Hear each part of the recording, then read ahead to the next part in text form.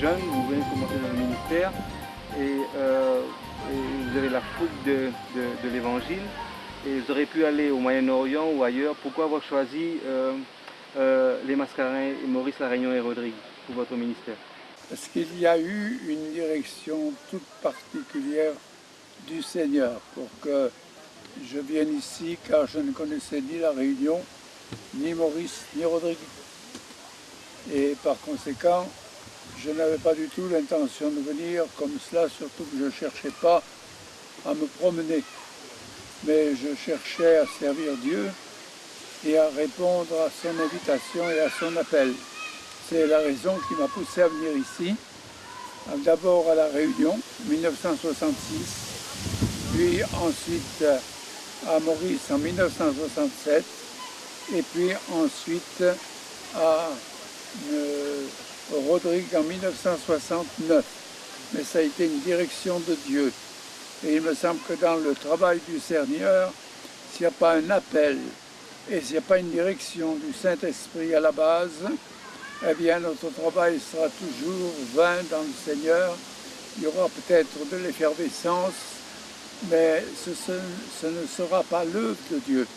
Pour que ce soit l'œuvre de Dieu, il faut que ce soit Dieu qui la conduise. C'est la raison pour laquelle, quand je suis venu ici, eh bien, je ne connaissais pas ces endroits, mais c'est le Saint-Esprit qui m'a dirigé, qui m'a montré de venir ici. Et puis tout s'est aplani et je suis venu en 66. Première réunion que vous avez eue à centre administratif de Beaubassin, les premières guérisons, les premiers cœurs qui étaient touchés.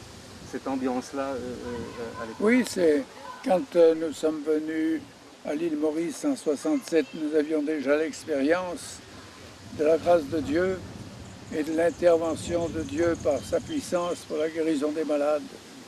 Et quand nous sommes venus à l'île Maurice, nous avons cherché des lieux plus importants si le Seigneur nous accordait sa grâce. Et quand nous avons commencé au centre de Beaubassin, nous avions très peu de monde. La mission semblait planer là avec 30-35 personnes pendant 3-4 jours.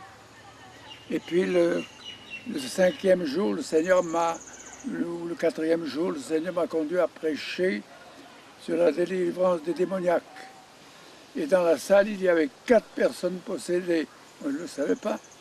Ces personnes, au moment de la prière, sont tombées par terre, elles se roulaient par terre, elles nous cassaient toutes les chaises, les gens étaient étonnés, ils avaient un peu peur. Il a fallu d'abord les rassurer. Et je leur ai dit que ces gens étaient possédés, mais que le Seigneur seul avait la puissance de chasser les démons. Et qu'il nous avait donné aussi la possibilité de le faire en son nom. Et j'ai dit, ces 4 personnes seront délivrées. Les 4 personnes ont été délivrées de leurs démons. Et dès le lendemain, la salle était pleine. Ça s'est su dans toute l'île Maurice. Je ne sais pas comment ça s'est fait, mais la salle était pleine. Le surlendemain, il a fallu faire 2 conférences. Le 3e jour, c'était plus tenable. Il a fallu se rabattre sur la cour du cinéma hall que nous avions heureusement retenu.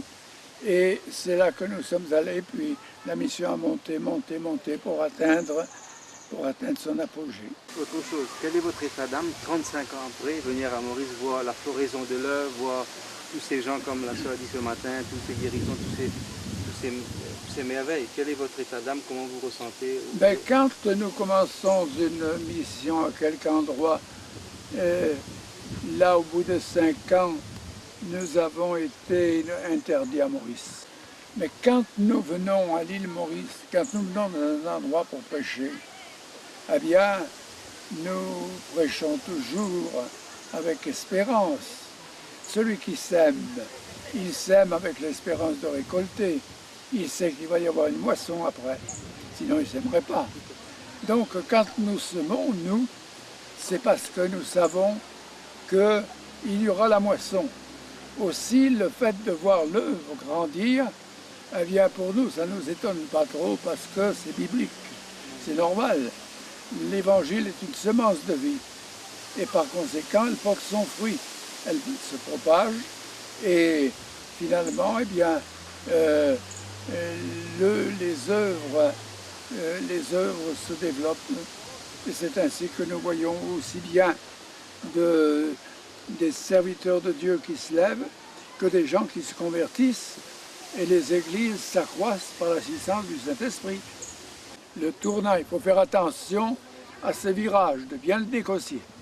Parce que les œuvres sont devenues pour la plupart importantes déjà, et chacun risque de vouloir faire son affaire. Tu vois, d'une part.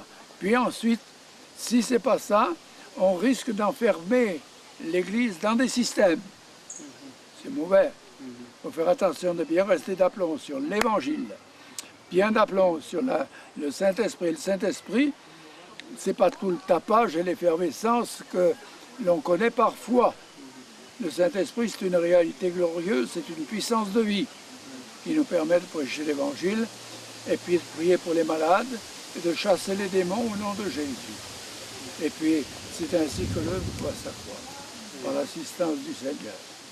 Merci beaucoup. Voilà. Vous voulez ajouter deux petits mots, sœur, pour entrer dans l'histoire? Comme vous l'avez accompagné tout ce temps-là, etc., surtout pour Maurice. Eh bien, j'étais très contente, moi, étant Madame Cizereau, d'accompagner mon mari et aussi de participer à cette belle œuvre mauricienne. Et dès le début, j'étais très heureuse parce que je savais que Dieu nous conduisait là, à l'île Maurice, pour prêcher l'Évangile et pour voir la gloire du Seigneur. Et nous avons vu des choses tellement magnifiques sur cette île, tellement de malades délivrés, tellement de gens qui étaient vraiment possédés, liés par des puissances mauvaises, être délivrés et retrouver la paix, retrouver cette joie sereine.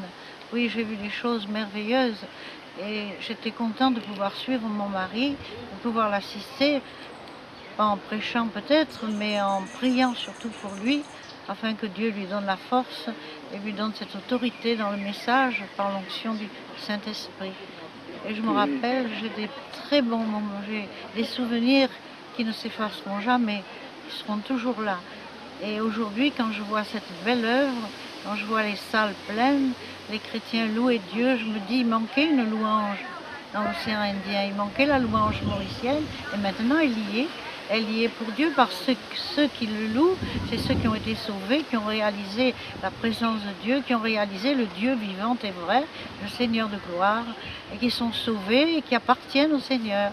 Et maintenant, ils louent le Dieu vivant et ils sont heureux. Et quand nous sommes venus, la chose la plus importante, c'est que nous avons vu la naissance de l'Église. La naissance de l'Église, c'est important, parce que tout de suite, nous avons ouvert Rosille pour Louis. Après, nous sommes revenus, nous avons ouvert Curpip, Maïbourg. Après, nous avons fait Goudelins, Grand Gobe. Après, nous avons fait Flac, et puis nous avons fait la rivière du Grand Part. Et puis ensuite, quelques autres comme ça. Et puis, on nous a expulsés. Mais nous avons vu la naissance de l'Église. L'Église est née à Maurice. L'Église mauricienne est née à Maurice. Mes enfants, c'est ce que disait mon mari, c'est qu'ils ont vu des miracles. C'est vrai, on a vu des miracles. Mais le plus grand des miracles qu'ils ont touché, c'est la naissance de l'Église.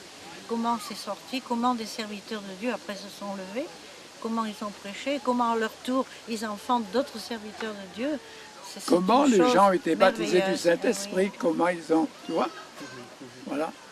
Combien il y a eu de baptême, je ne peux pas dire combien il y a eu de baptême. Sur le film que j'ai, moi, on a fait des quantités de services de baptême, tu vois. Après chaque mission, on faisait trois baptêmes, 3 services de baptême, sans compter les autres qui étaient gagnés après, au fur et à mesure. Voilà, donc c'est ça, le réveil de Maurice, la naissance de l'Église. Oui, merci. Voilà, que Dieu vous bénisse.